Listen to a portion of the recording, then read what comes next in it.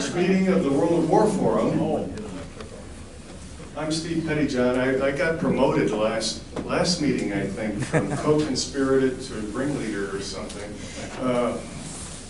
But anyways, we're glad to have you here. We're going to talk about probably the most important battle of World War II.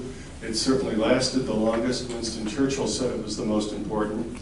And Chad's going to lead that discussion. I'm here to do a preview of coming attractions and put in a word for if you can handle coming to the library 2 nights in a row. Tomorrow they have as a speaker Paul Landis, yes, who's the author of a book about the Kennedy assassination. And those of you who were here remember in November we had another author, Judge Griffin, and presentation on what he thought happened. And Mr. Landis was a Secret Service agent that was on that detail. Mrs. Kennedy's detail. On Mrs. Kennedy's detail, and has written a book that gives a new slant on some of the events. And that's at 6:30? 7 o'clock. 7 o'clock, yes. Okay, 7 o'clock. In this room, yes. Yeah. Upcoming events for World of War Forum. April, Andrew Mangels is going to lead the long-awaited and much-discussed presentation on the Korean War that he's been talking about for 2 years. Something's going on up here. In May, we have Dr. Michael Doherty, who has an absolutely incredible past record of military service and also as an educator. And he's going to be talking about the Marines in World War I. In June, we're going to have a somewhat different slant. We're starting a new series within the World of War Forum called the GI Experience. And we're going to hear from veterans about what they went through in their various conflicts. And we're leading off with a 99-year-old veteran of the 10th Mountain Division, which served in Italy in World War II, in which the German opponents, their intelligence units, wrote them up as a crack unit of stormtroopers. Interestingly, the 10th Mountain Division, the veterans came back and started what's considered the modern ski industry in America. So places like Vail and all that sort of thing were founded by those guys. So we have a gentleman in the Cleveland area. His name's Dominic Visconsi. He is 99, and fortunately I know his daughter-in-law. And he will be here with us to share his stories about a campaign we haven't talked about yet, but also his experiences as a USGI. And that will start at 6 p.m. Okay? 6 p.m. Mr. Visconsi is 99 and he tends to get really tired after 7 o'clock, okay? So we said we would be more than happy to accommodate him, all right? So that's June 4th? June 4th, yes, June 4th. That's right, June 4th will be Mr. Visconsi. In the fall, when we get back in September, we have a local gentleman who is an expert on the Polish Army, who's written a book about it, and he's going to be talking about Poland in World War II in September. In October, we're going to jump back into the 60s, and we're going to talk about the Cuban Missile Crisis, October 1962. Anybody here old enough to remember that? Yeah, okay. We didn't know if we were going to live to see Thanksgiving that year, did we? So that's October. November, we're going to go, hopefully, with another episode of the GI Experience and maybe move up to Korea at that point in time. And in December, we're going to have a presentation on the road to Pearl Harbor, because we're meeting on December 7th again. So those are things that are up and coming, and we hope you get them on your calendar. Thanks for coming out.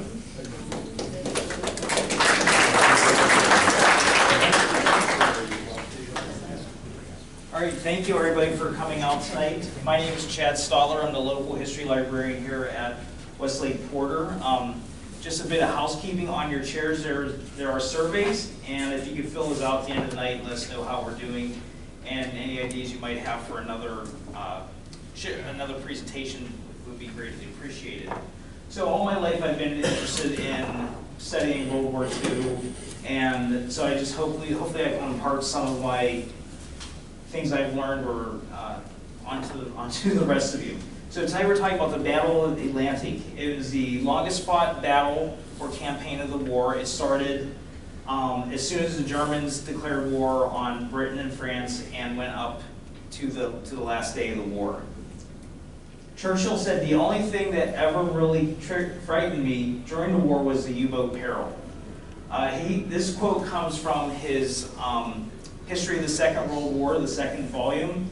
At that time, he's kind of known for, I don't want to say exaggerating things, but also thinking things over. But we'll see that it might not quite be true that that it really frightened him all that much or kept him up that late at night, considering some of the decisions he could have made that could have drastically affected the Battle of the Atlantic at the beginning of the war. So, German U-boats sank over 14 million tons of Allied shipping during the war. To give you some perspective, Japanese submarines sank around 1 million tons of shipping, and American subs sank approximately 5 million tons of shipping, mainly in the Pacific. Over 36,000 Allied sailors, airmen, and servicemen and women died in the Battle of the Atlantic. An additional 36,000 merchant ship sailors perished.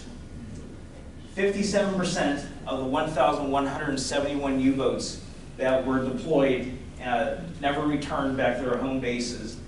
And 40,000 German officers and men went to sea in U-boats, and only about 7,000 of them returned at the end of the war. So German U-boat strategy. Grand Admiral Karl Dönitz served in the U-boat arm of the Kriegsmarine during World War I. He believed that the main objective at the war at sea with Great Britain would be to cut off Great Britain from their shipping channels and from all the materials that they could receive from either their colonies or from the United States. He instituted mass attacks by U-boats on convoys, known as wolf packs. He said, "Our object must be to locate the convoys and destroy them by means of a concentrated attack." He advocated for unrestricted U-boat warfare from the beginning of the war. He favored attacking any merchant ships at sea, and although Hitler in Berlin initially settled for around Britain and the vicinity of the French coast. So Hitler didn't want to draw America into the war too soon, whereas Dönitz was ready to attack any merchant ships of any flag that were coming within the coastal waters of around Ireland and Great Britain. And part of his policy for his sailors was rescue no one and take no one with you. Have no care for the ship's boats, meaning the lifeboats. Care only for your own boat and strive to achieve the next success as soon as possible. So Dönitz realized that the key to winning the war at sea was to sink as many ships as quickly as possible, and that's what he advocated for his crews to do that. So despite prodding from Dönitz, the U-boat arm of the Kriegsmarine wasn't enlarged before World War II began. So at the beginning of the war, he had only 46 boats at his command. Only 22 of the Type 7s, which the Type 7 boat was the most popular boat that Germany produced during the war. Only 22 of them were capable of prolonged operation in the Atlantic. However, repairs and maintenance meant, in reality, that only 7 were available at any one time.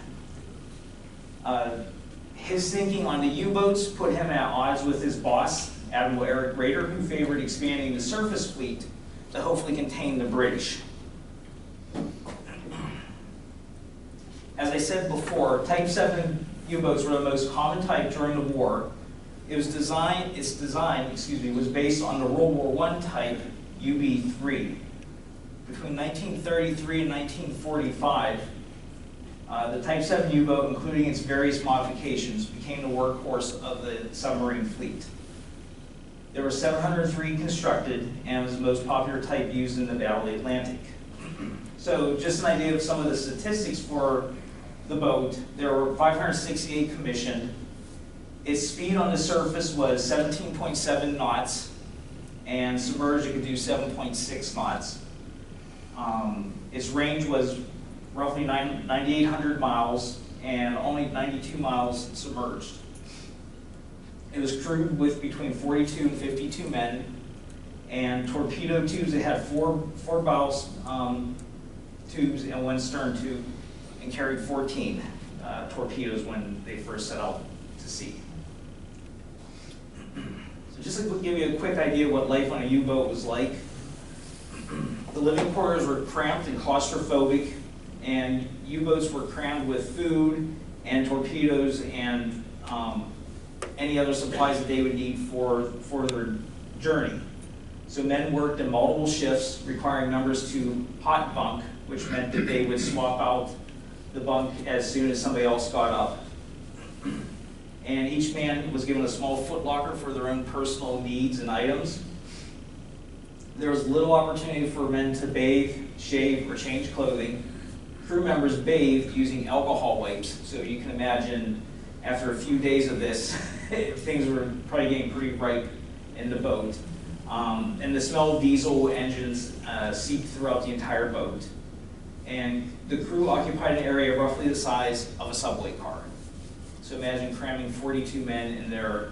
Of course, things would become a little, like for example, each boat had 2 bathrooms, but one was taken up with food at first. So as the voyage went on, they would get a little more room to use as torpedoes were fired or as food was eaten. This is an interior view of a U-boat, so you can see just how they were sleeping right next on top of all their equipment and machinery. There's no room for anybody to do anything with any sort of privacy. So let's start off the war. One of the first U-boat successes of the war, which Churchill called an extremely regrettable disaster, which seems to be an understatement. So Scapa Flow was the home port for the British fleet and is located in the Orkney Islands, and it served as a fleet base for ships going back as far as the Vikings. Churchill visited the base in October of 1939, and he said the defenses gave him a strong feeling of confidence. Well, this confidence was to be tested only about 2 weeks later. The defenses in Scapa Flow since the end of World War I were allowed to deteriorate. There was only a single strand of looped wire laid across the 3 main entrances to stop submarines. And this map here shows the path that Gunter Preen, the U-boat commander, took his boat in October of 1939, or November of 1939, to attack the Navy, the ships there. So Preen, here we have a picture of him, was a 31-year-old U-boat commander. Before his disappearance in March of 41, U-47, the U-boat he commanded, sank nearly 200,000 tons of vessels, making him one of the most successful U-boat commanders of the war. So even with another 4 years of fighting to go, his U-boat still ranked at like the 10th position for number of tonnage sunk. Dönitz, convinced of the weakness of Scapa Flow defenses, approached Preen about making a surprise attack in the base. Preen accepted the challenge given to him by Dönitz. So Dönitz's information is based off of overflights by Luftwaffe and by other ships that had lurked in the area around Scapa Flow that had been challenged. So the night of October 13th, which was a new moon, U-47 glided into Holmes Sound and through the narrows of Kirk Sound. The U-boat slid by a group of 4 tankers that were apparently unguarded. Preen identified the outline of a battleship, and U-47 fired a total of 4 torpedoes at the ship. Perrine says, it's as if the gates of hell had suddenly been torn open, and I was looking into the flaming furnace. The first torpedo hit the bow of the ship, which was the Royal Oak, one of the a pride of the British fleet. It had been commissioned in time for World War I, and it's sort of been one of the largest battleships in their fleet. A fourth torpedo punctured the hull and entered the ship's magazine where the high explosives were kept. Royal Oak by this time was listing heavily to the starboard side and sunk, taking 833 men with it. Perrine and his crew returned to Germany as heroes.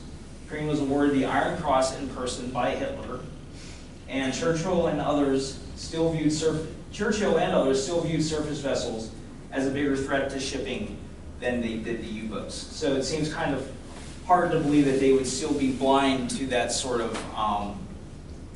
the threat of the U-boats whenever one had just slipped in undetected into its home base, into their home base, and left undetected again without ever being challenged.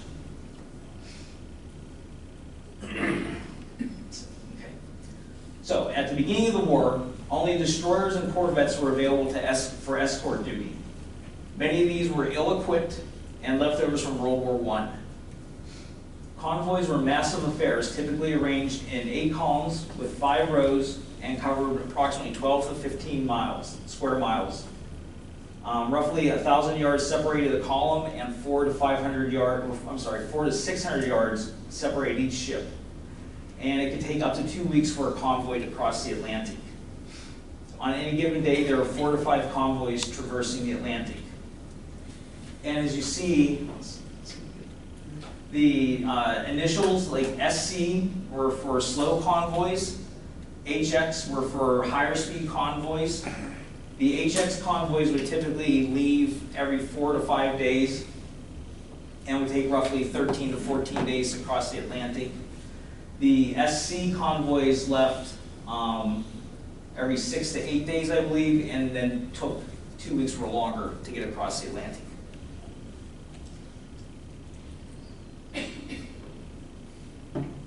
One analysis by the Allies showed what was at stake if 2 6,000-ton ships and 1 3,000-ton ship, or 1 tanker meant losing 42 tanks, 8 6-inch howitzers, 88 25-pound guns, 24 armored cars, 50 brain carriers, 5,112 tons of ammunition, 600 rifles, 428 tons of tank supplies, 2,000 tons of stores, and 1,000 tanks of gasoline. So just with 3 ships being sunk could really put a damper on operations in one area, or it meant losing a lot of things that were important for the Allies' war effort. So as we remember at the beginning, the Germans had sunk 14 million tons of shipping, so that's a lot of supplies that ended up at the bottom of the Atlantic. So as I mentioned before, Raeder and Hitler favored the surface fleet. So that meant the surface raiders. I have one quick question on that. Type 7, did they have a deck gun on it? They did have a deck gun, yes. That was used for either sinking a ship that was already sinking, or if they were caught on the surface for self-defense. Would that be the 88 then, or? No, it was an 88, and it was an 88, so 88? my encyclopedia told me so. So Hitler envisioned that the surface fleet would perform the heavy lifting of the convoy raiding. U-boats were to be a secondary support. The largest ships designed for the Kriegsmarine were the Bismarck and the Tirpitz. And he had hoped that those, along with the larger cruisers like the Scharnhorst and the Gneisenau, would support the Bismarck and Tirpitz and would do, like I said, the bulk of the raiding. What does Kriegsmarine? Kriegsmarine translates to war navy, roughly, so it's the navy of the Third Reich. Yes, sir. Why the difference in speeds of the different convoys? Well, the higher speed ships were typically newer and in better shape. At that time, the Allies were pressing into service any boat they could get. So you'd have convoys that would have fast, sleek ships that just came out of the shipping yards, brightly painted, freshly painted, other ships that were rusting and creaking and barely making headway. And and I didn't mention this, but the convoys, the slower ships would get warnings. Say, if you don't keep up with this, you're going to be left on your own to make your way across the Atlantic. So if they fell too far behind, the convoy just might leave these stragglers behind. And eventually that's what the U-boats tried to focus on, is finding the ships that had gotten separated from the convoys due to speed issues or mechanical issues. The slow convoys typically travel around 7 knots, and the fast is maybe 9 to 10. Yes. So back to the Bismarck and the Turbot. Neither ship lived up to its height or potential. May 25th, 1941, the Bismarck was hobbled after sustaining multiple torpedo hits made to its rudder. This is after a chase of the Bismarck around the North Atlantic. The British used what were called ferry torpedo planes, and they were old biplanes that they had attached torpedoes to. So May 27th, the British destroyers hammered the Bismarck with direct hits, and the crew of the damaged ship set scuttling charges to finally finish off the badly damaged ship. The British began rescue operations, but canceled them after seeing a U-boat in the area. Out of a crew of 2,200, only 114 men of the Bismarck survived the war, or survived the sinking. So, like I said, this is mid-1941. One of the ships that Hitler had hoped would wreak havoc on the convoys is now at the bottom of the Atlantic. The Tirpitz survived for longer, however, its career wasn't any more distinguished than the Bismarck's. In 1942, the Tirpitz was sent to Norway to protect against possible invasion and to act as a convoy raider. September 1943, Tirpitz and Scharnhorst supported an attack on an Allied position at Spitsbergen, the only time its guns were used on a surface target. The British launched several operations, including using midget submarines to sink the Tirpitz. Finally, in November of 1944, 32 Lancaster bombers dropped 29 tallboy bombs, scoring 2 direct hits. As the ship listed, a large explosion completed the destruction, and between 950 and 1,204 sailors died, with only 200 surviving. There's video on YouTube of the raid on Tirpitz, so you can see video that was taken, or film that was taken at the time of the attack, if you have any interest in seeing that. So the hopes for the surface raiders never panned out for Hitler and the way he had hoped it would. So the U-boat offensive reached its peak of success in March 1943. They had 106 ships sunk, which was equivalent to over 627,000 tons, and only 14 U-boats were lost at that time. These were the second, what Durnitz had called the happy times. By April 1943, they sank only 56 boats and lost 15 U-boats. This is when we start to see that their casualties start to mount. The number of ships sunk decreases, the number of U-boats sunk increases. May 43, they sank an additional 50 ships, but lost 40 U-boats. And this is also the time that the Allied defenses of, they really sort of came online and got their act together in defending the convoys. So next section, I want to talk about the convoy defenders. What did the Allies do to reverse all the sinking that the U-boats were doing to their convoys? So one of the big issues in the war was the air coverage. It was known as the air gap. So from England and Northern Ireland and Iceland, but airplanes can only fly out so far. And same thing with North America and Canada. So there was a large gap of usually 3 to 4 days from them crossing the sea where they were without air protection. And air protection could mean life or death for the convoys. And the Allies didn't have either enough boats or didn't have enough weaponry really to effectively protect the convoys. So for about a 3 to 4 day period of crossing that Atlantic without air coverage, the convoys were in dire straits. So the first defenders that were used for the convoys came from the Canadians. These little corvettes were the mainstay of the Canadian Navy convoy defense. Their designs were based on an old whaling ship design. They're called Flower-class corvettes, which the name Flower-class comes from the first ship of that type constructed and commissioned, which was called the Gladiolus. They're also called the Gladiolus class after a type of flower. These ships were built at shipyards along the Great Lakes and St. Lawrence River.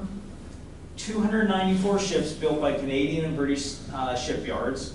The ship's top speed was roughly 16 knots, and the main armament was a 100 millimeter gun, depth charges, and 50 caliber machine guns.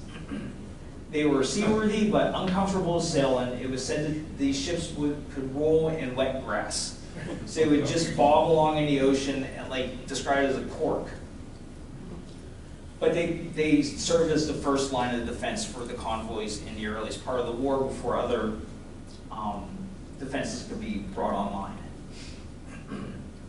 The main contribution for the United States was the escort carrier. In 1941, President Roosevelt asked for merchant ships and tankers to be converted into aircraft carriers. In 1943, Kaiser shipyards received contract to supply 50 of these carriers.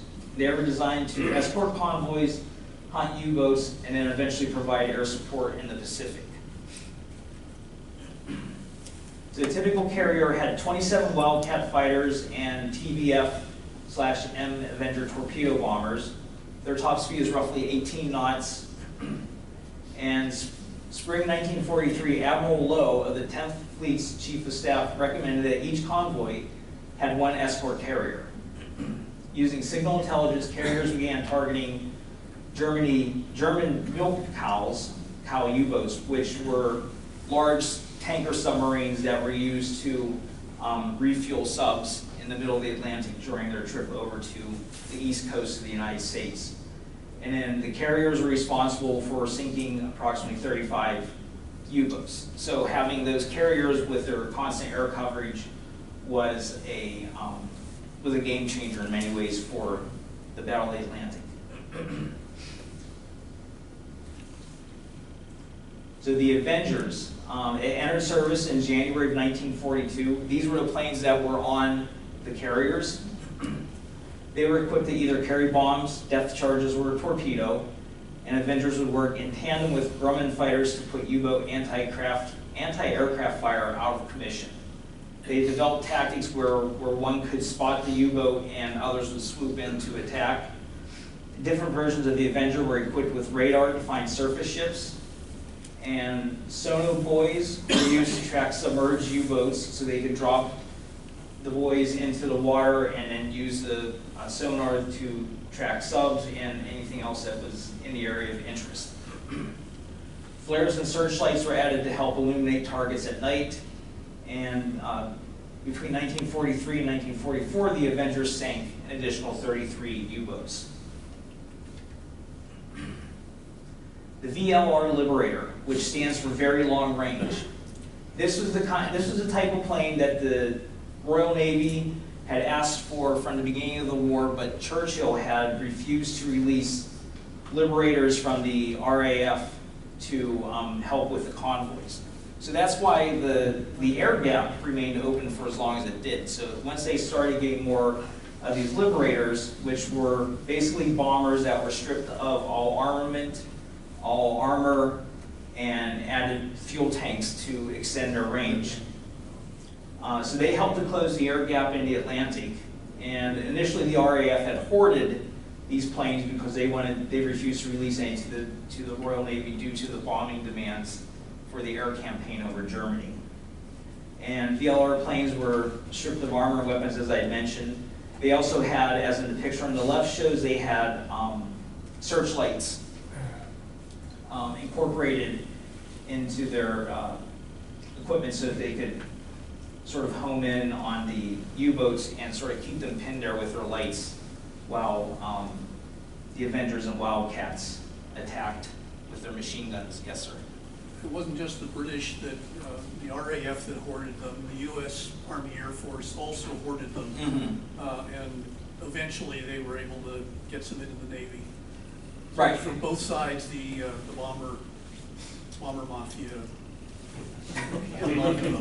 Yeah, I mean, and I think what helped the Germans is that it took the Americans a while to get revved up and producing as much equipment as they eventually did. And so the Germans were able to capitalize off of that relative lack of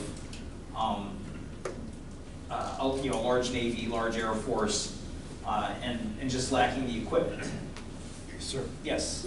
Wasn't it also around 1943, maybe my dates are off, but where we were able to crack the Enigma code that Yes. helped the Atlantic War? Yes, we had captured several different Enigma machines had fallen into Allied hands. So Bletchley Park and Alan Turing get a lot of the credit, but the Polish had captured a Enigma machine, and then they were also able to get one off of a U-boat. They captured the crew, took them aboard another ship, and then they searched the U-boat before they had a chance to do anything to their code books or their papers or to scuttle the U-boat. So they had a fully functional Enigma machine. And initially the Enigma machines had 3 rotors, which they would set each day with their new code setting. And when the Germans feared that their Enigma code had been cracked, they added a 4th dial, which increased the number of possible combinations astronomically.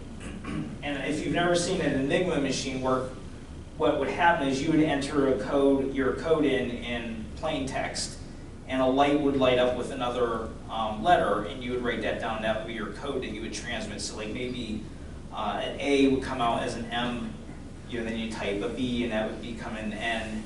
But then it was always changing, so even if you pushed a word with it had 2 A's in a row, it could go NB or something like that. It was just always changing. If you didn't have those right rotor settings, it was virtually impossible to crack. And also yes, sir. If I'm getting ahead of you, please just ignore it, but I'm just curious, were the majority of the submarines destroyed on the surface or beneath the surface? I don't know of the figures for on the surface or below the surface, but they did develop, once the Allies had sonar that the Germans couldn't defeat, the Germans had figured out several ways to either block the sonar beams from bouncing back or to weaken the signals. Once the Allies had developed something that the Germans couldn't use or couldn't beat,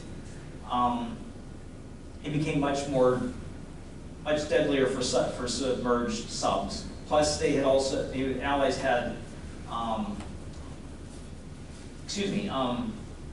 innovated in the development of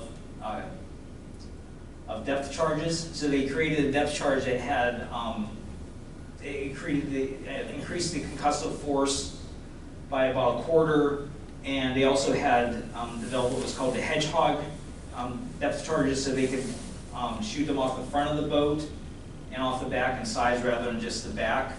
And so that made it a lot harder for a sub to sort of get ahead of the ship and escape. They also had a tactic where one ship would sort of pin a U-boat with the sonar beam, and then another ship would sort of sneak up behind it and then just drop depth charges. So they were able to coordinate among the ships, making it much more difficult. As I said, like with the airplanes, they could drop depth charges that were much more powerful. They could lay mines. So after March and April of 43, it became very much more deadly for a U-boat to operate anywhere in North Atlantic. Also, the Germans, early in the war, had broken American naval code and were reading American codes, and that allowed them to also successfully attack convoys. Yes, sir? The German U-boat is in Chicago now. Yes. You can go visit it. And I heard that when they captured it, they took the prisoners to Bermuda, and they kept them there away from any other German POW camp so that the Germans didn't know that they captured the U-boat. Okay, I didn't know that. That's correct. Okay. Okay. So coming towards the end of the war, in 1943, Dönitz basically ended U-boat operations. Well, not basically, he did end U-boat operations in the North Atlantic, ceding it to the Allies. He wanted to concentrate on having U-boats operate in a line west of the Azores.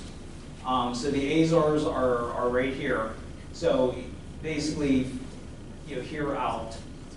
But the hoped for new happy hunting ground was short-lived because the convoys that had to come through here to get into the Mediterranean or heading towards Italy and southern France quickly adopted the same tactics that were being used further north around the British Isles.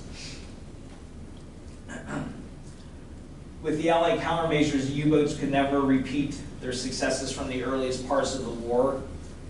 German officials surrendered to the Allies in Reims, France on May 7, 1945. All U-boats were ordered to begin surrendering to Allied navies beginning on May 8th, and approximately 138 U-boats were scuttled by their crews in German home ports rather than surrender to the Allies. Were those suicide missions? No, they weren't suicide missions. They just either planted charges or opened valves and flooded the ships. Following Nazi surrender, 156 U-boats turned themselves in at various ports in Norway, Germany, the UK, and in the United States. The last U-boat to surrender was U-977 at Mar del Plata, Argentina on August 17th after a 66-day submerged journey from Norway. The Americans took the U-boat into custody and towed it to New London, Connecticut. In torpedo trials, U-977 was sunk off Cape Cod in November 1946. Many more U-boats were scuttled by the British off the shores of both Ireland and Scotland. So there's like 140-some U-boats that now rest in the waters around Scotland and Ireland because the British sank them in the years immediately following the war. Does anybody have any more questions? These are some of the sources I used for this presentation. This uboat.net is really interesting because they have a lot of information about individual U-boats. You can find out who the captains were, how many ships they sank, any sort of information you want to find out about the U-boats. And somebody, yes? Did the U.S. sub sink and U-boat? I'm sure there had to have been some subs that were sunk by American, some U-boats sunk by American subs, but I can't think of one off the top of my head. I mean, most of the American subs were operational in the Pacific, and they were attacking Japanese Navy over there. Yes? I was a member of the Civil War Patrol for 6 years. Okay. And the Civil War Patrol started in 1941, December 1st. They were credited with sinking 2 German subs by using Cessna single-engine airplanes with depth charge. Oh, okay. We do have the Americans sink them. They're a volunteer army. They had to really weigh the Cessna down. Really? Yes, sir. Just to back up his story, I heard that one German U-boat captain called them those damn little airplanes. From the surface off the coast of the United States because we had regular single-engine planes with a small 50-pound bomb that was capable of knocking out the sub. Mark Felton, who does a history, had a story about a U-boat that took disassembled Tiger tank parts to Japan and actually reassembled them there. Is that some truth to that? There could be. There was some contact between the Germans and the Japanese, but not a whole lot. I don't know of any place where the Japanese use a Tiger tank in Asia. Steve, yes? They tested one in, I think it was in Brittany, France. Okay. And Mark Felton has pictures of that, so you see Japanese and German Tiger tank. Okay. They were trying to get things back and forth, and they did, but it was very slow and not very efficient. And even the Italians got the act that an Italian long-range plane fly all the way from Italy to Japan in like 1941, I think it was. Does anybody else have a question? The question, the traffic back and forth between Japan and Germany. Germany was trying to get rubber from Japanese sources. Yeah. Japan was trying to get technology that they couldn't develop themselves. So there was, I don't know the numbers, but probably a couple of dozen round trips each way. Yeah. Yeah. Something in that vicinity of number. Yes, sir. Your presentation mentioned the word corvettes. What is a corvette? Corvette was a little boat based off of an old whaling trawler design that was sort of turned into a something smaller than a destroyer that would be used as a convoy escort, for a convoy escort too. Mainly Canadian and British built ships. Yes, sir. There were some old American destroyers that were transferred to Great Britain. How many were there? 50. 50. Yeah. And I think most of them, the British complained that most of them were junk anyhow. There were old World War I models that were left in mothballs after the war and were kind of rusted and falling apart, but it was something that the Americans could give. Yes, Steve? I'm just going to say whenever you're ready. Oh. Yes. You mentioned that you didn't think that Churchill had a kind of a serious appreciation for the danger of the U-boats. Was that because of the not deploying the long-range airplanes, or what else would suggest that he didn't believe that? Well, he didn't push to get those planes released to the Navy, and he let the bombing campaign take precedence. So what I'm just suggesting is in 1947 or 48, when his book was published, he had kind of had time to reflect upon that threat. That at the time, if it was really keeping him awake at night, I think he would have released the plane sooner, but he hadn't. So there was some delay in that. One more, and then I have to turn it over to Steve. He has a couple stories for us. Yes? I mean, it wasn't until late in the war where Ford River Rouge plant, where they built B-24s, could crank up, and at the maximum rate of production, they were producing a finished B-24 every 63 minutes. Mm-hmm. But that obviously wasn't available in 40, 41, 42, so it's just we had limited resources. There were limited resources, but there were airplanes that could have been modified into those VLRs that could have been pushed into service. And what is now the IX Center, they built B-24 wings there. But it's like the British Air Force said, the way to win is we're going to bomb Germany, and anything that took effort away from that is a big mistake and a waste, so you get that dynamic going on.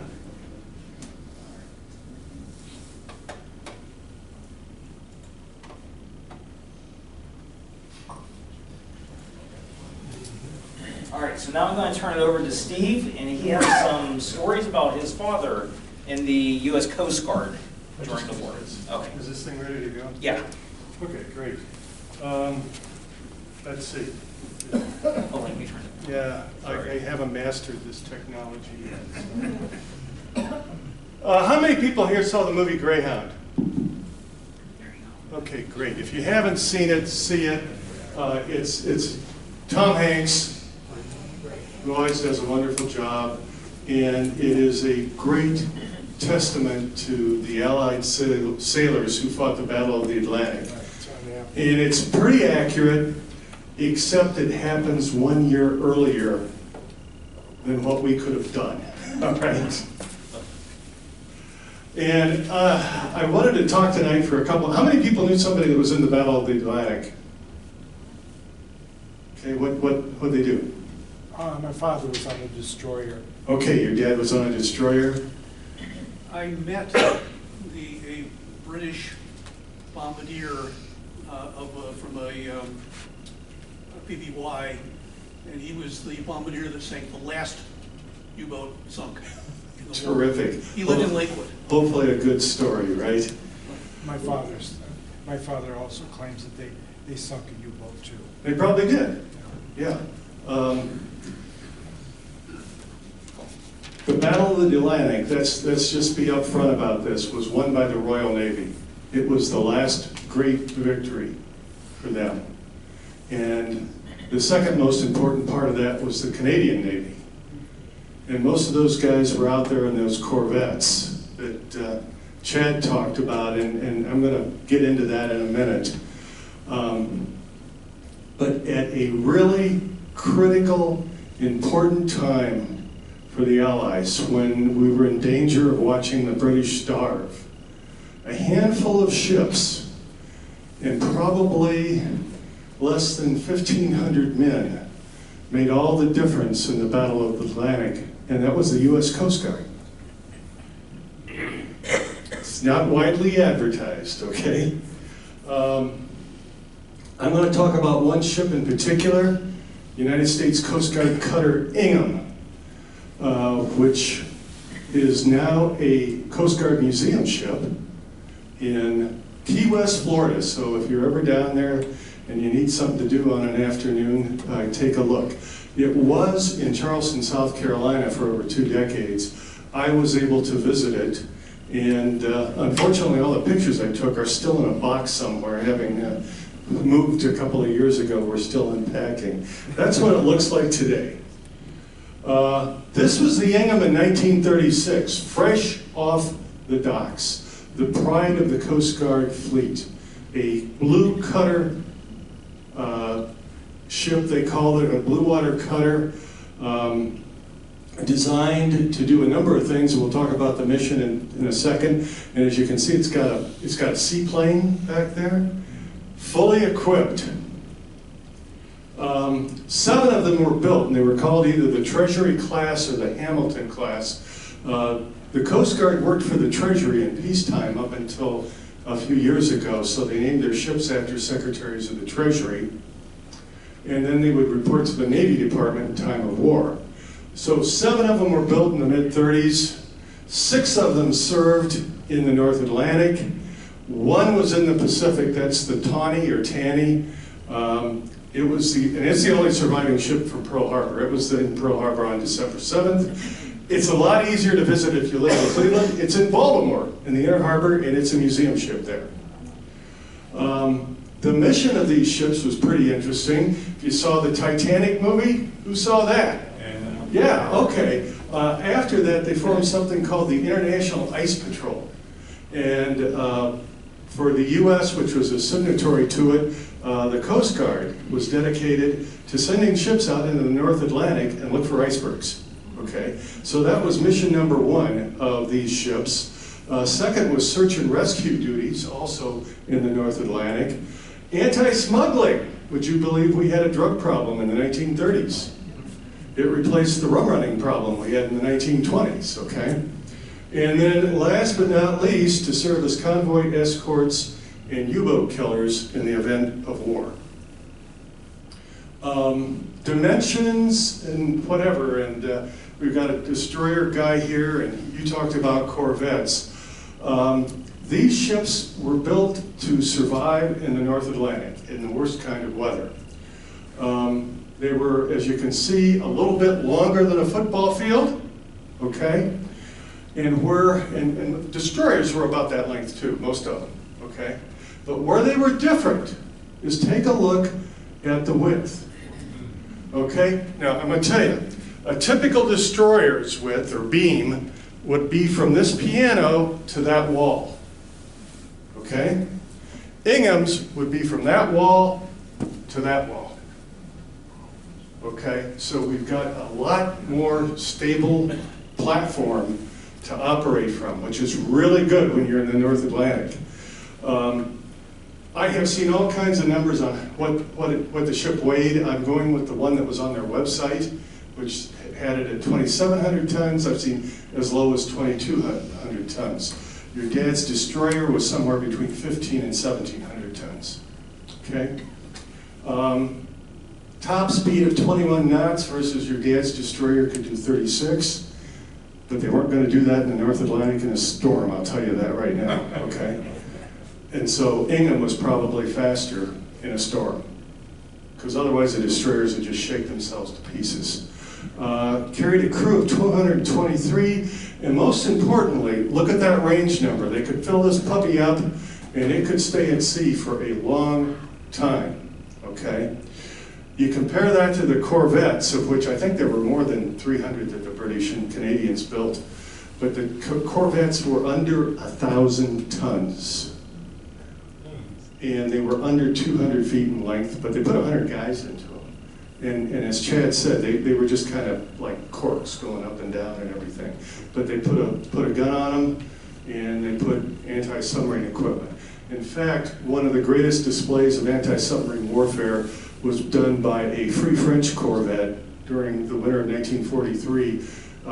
In one day they sank 2 U-boats, damaged 4 others, and drove off a wolf pack that was attacking a convoy.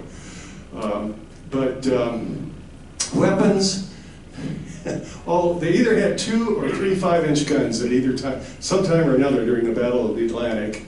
They carried 3 3-inch guns, lots of AA, and then multiple depth charges, hedgehogs, and whatever that were added. And most importantly, they got radar and sonar. They had that at the get-go, okay? So very capable ships, but there's not very many of them. This is my dad, Richard Pettyjohn. My grandmother named him Richard so he wouldn't have a nickname. Good to have a responsive audience. Well, he and my uncle, when they were students at Indiana University in 1939, under mysterious and controversial circumstances, ended up enlisting in the Coast Guard. And they ended up on the Ingham. And I once asked my dad, what was boot camp like? And he said, I don't know, we didn't go to it. I said, what do you mean? There were 2 lines, one to go to boot camp and one to get on the Ingham, so we got on the ship. Okay. This is a picture of him, and I think they're in Lisbon. Some of the pictures that I couldn't find, they had a pretty good time of it in 39 and 40. They were, for ships designed to be in the North Atlantic, they were sailing between Lisbon, Portugal, and various places in South America on a regular basis. And it looked like a good time, that's all I'm going to say. This is my dad in 1944 when he was home in New Haven, Indiana, and he was a chief petty officer at that time. And that's because they had leave because they were converting the ship from a convoy escort to an amphibious command ship. My grandmother told us kids every time she got a chance that when my dad came home on that 1944 leave, he'd talk to her, but he'd take 4 steps, turn around, and this is in their kitchen, and take 4 steps back, and he'd do that incessantly. And I couldn't understand that till I went to the ship. And he was chief petty officer in charge of the boiler room. And the control panel, which has railings around it, okay, you can take 4 steps and you get to one end of it, and you take 4 steps and you go back, okay? You tell that story aboard Tatey as well. Is that right? Yeah. Well, anyways, things changed in 1941. Ingham, along with several other Coast Guard cutters, helped support the American occupation of Iceland, which was deemed vital and important. Iceland was owned by Denmark at that time, which the Nazis occupied, and so the British had gone in, they couldn't maintain their occupation, so in the summer of '41, we occupied it. And that was when Dad said, for the first time, somebody tried to kill him. And in fact, he once remarked that, you know, I don't know what I did to get so many people mad at me, but the Germans tried to kill me, the Italians tried to kill me, the French tried to kill me, and the Japanese tried to kill me. French? North Africa. Operation Torch. Okay. But they were still okay, you know. These were intermittent. When it hit the fan, of course, was Pearl Harbor and then the subsequent declarations of war. And he had pictures of, they were painting the ship gray and getting it ready to go to war. And they ended up going to Iceland, where those Coast Guard cutters kind of became the fire brigade to rescue convoys in trouble. And that's because they could stay out to sea so long. So they were operating out of Iceland and going to the rescue of convoys that were under attack. And sometimes they were part of the escort groups. And in fact, somebody said something about the four stackers. For 3 or 4 months, Ingham led a little escort group that included 2 4-stack destroyers, and those poor guys were getting the crap beat out of them. This is a picture of a good day in the North Atlantic during 1942-43. Okay? Yeah. Did they dazzle paint a lot of those ships like Yeah, that? yeah. And this is a picture of a not so good day in the North Atlantic. In fact, according to the caption I saw, this was during what they called the Great Gale, when they had 100-mile-per-hour winds. They basically had hurricanes in the North Atlantic every other week. All right? And besides being at sea, one time it happened when they were in port in a place called Havelford. I got a slide on that. A British cruiser had anchored by them and almost drove them into the cliffs because of like 130-mile-an-hour winds that were coming in. So this is the kind of weather they had to fight. Now the Germans and the U-boats had it worse, but this was no fun. Okay, the Germans could at least submerge and take a break from the weather. These guys were getting beat all day long, all week long. This is Ingham on the attack, and according to the sources, it may have sunk 1, 2, or 3 U-boats, depending on what book you read. Well, none of the books are going to talk about 3, and I'll tell you why. Anybody remember the Gulf of Tonkin? Yes. After that happened, our families were together playing cards or doing something. And my dad and uncle were talking. And they were talking about sinking a U-boat. And so I started asking them nosy questions, you know. They said, well, we were kind of coming down from the English Channel, and we spotted a U-boat. So we went to general quarters and attacked it, and we sank it. We even got a medal and a citation from the British for it. It happened in November of 1941. Do the math. So it was written up in the Ingham's log as an anti-submarine drill. Okay. This is what the Coast Guardies called Happy Valley, Valley Forge, Halvafjordur, Iceland. You try saying that 3 times, okay? It's, well, what did I do? I just turned this thing off. Man, wonderful. Help me out. I don't know what you did. I don't know, I hit the wrong button. Anyways, I always thought that they were based out of Reykjavik. That was too good. They were in this place called Havildor, up there, the red dot, and it was a 25-mile bus ride to get into Reykjavik, okay? And a lot of times, they never even got off the ship when they went in there. And Dad said that after Pearl Harbor, the first time they got off was in summer of 1942, and they played a softball game at midnight. That was the one thing he remembered. The other thing he remembered about that, see those Quonset huts and everything? You know, that's what they had when they did get off. There was like an NCO club and a listman's club and everything.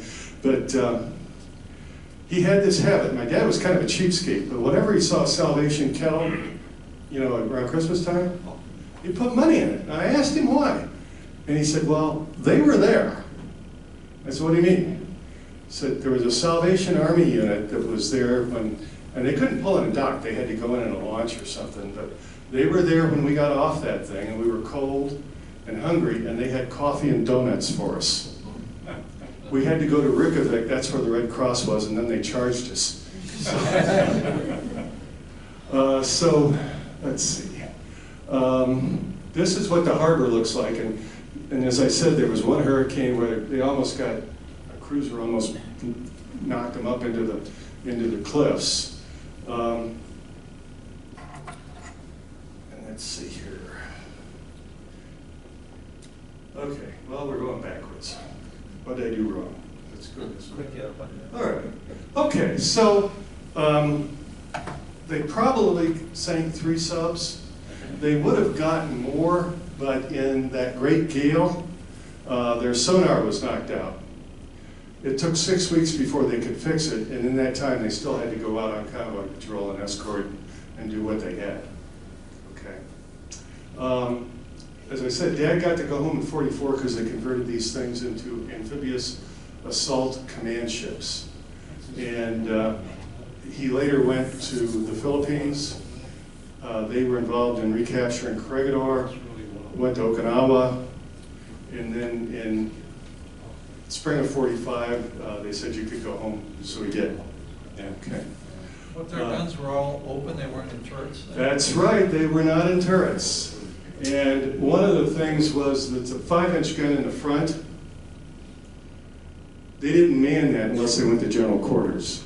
There's a 3-inch gun further up, and that was always manned. There were certain guns that were always manned. Okay. So Ingham served till 1988. It actually won 2 presidential unit citations in Vietnam. Its sister ship Spencer set all kinds of records, and my dad said that's because they didn't have the radar, their sonar knocked out for 6 weeks. But Spencer was the lead ship on the first American convoy escort group, which interestingly enough was a Coast Guard ship commanded by a Coast Guarder with a Navy Commodore in charge, and with 2 Canadian corvettes, a Polish destroyer, and a French corvette. So kind of an international group. I asked you guys if you'd been on that time. Did anybody go to the Titanic exhibit when I was here in Cleveland? Okay, you'll understand what I'm going to tell you. I'm going to close with this so I don't talk too much. Dad was out visiting from Arizona when that Titanic exhibit was here. And I said, hey, you want to go? And he said, sure. So we went down, and what you did was you bought tickets, and then you were assigned like you were a passenger or a crewman, and you walked through the whole ship and everything. And at the end, you kind of walked out, and in front of you, there was the deck and the railing, and there's a big wall of ice, okay, representing the iceberg. And when my dad saw that, he just froze. I mean, he didn't move. And then kind of in slow motion, he worked his way over to the railing and he grabbed it really hard with both hands. And I walked over to see what was wrong with him, and he was crying. I said, Dad, what's wrong? And he just stood there staring at the ice for at least a minute. And then finally he said, if we didn't get them out in 5 or 10 minutes, they were dead.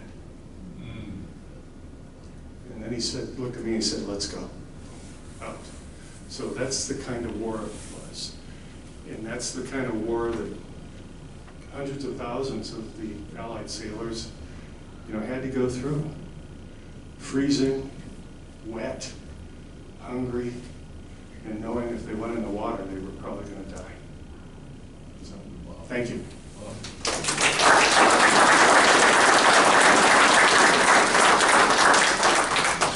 Oh, wait a minute.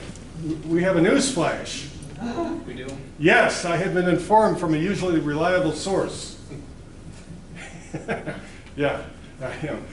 Oh, okay. We may have the World War II veteran in April. So watch for emails and the website and everything, because if we do, it'll be at 6 o'clock, okay? So not June then? It may be April, but there's some things up in the air about it. So. We'll keep you updated on the library's website. Yes? You have your list of histories for sources. Sure. The best thing I've ever read about what it was like in the North Atlantic was Nicholas Montserrat's The Cruel Sea.